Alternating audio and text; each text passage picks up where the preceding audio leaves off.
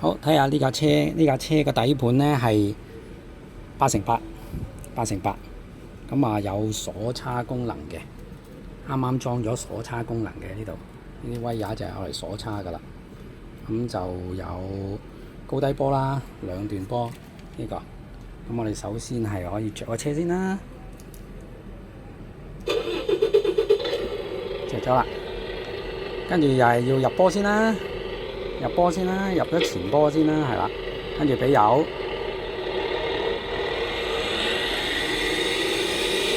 呢個俾定佢有定速航行嘅呢架。咁咧就八驅啦，8x8啦跟住就左右軚啦，8x8啦。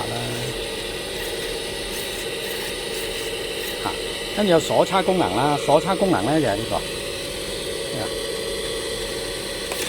一拍，你會見到係呢個轉波，係啊，呢個轉波先，快波呢個，跟住拍落去慢波，你見到佢轉係慢咗嘅，呢個快波，你見到佢波箱啦，推杆嗰度。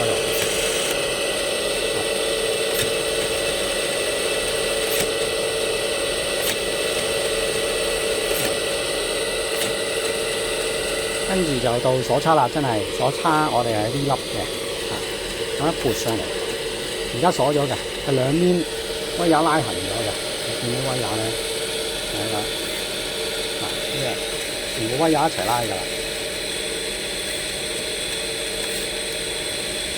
係啊，係咪？呢個就係8x8有鎖叉高低波嗰個動態啦。咁啊，要停都係啦，得俾你。路紅升咗係咁噶啦，向前推。佢呢個仲裝咗2無刷嘅，呢個摩打係用攀爬車用嘅 Hobby Wing 嘅2合1啊 ，2 in 1啊。咁佢個低速扭力咧係好大嘅，可以好慢都會有扭力嘅，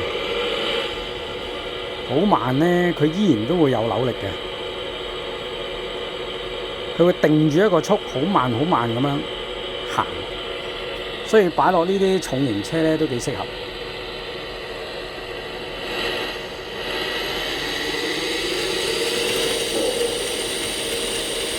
因為有差速嘅而家係。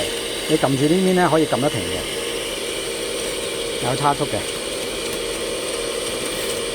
一鎖咗咧，你係唔會撳得停噶，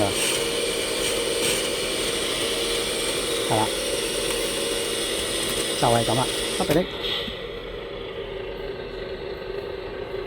示範完畢啦。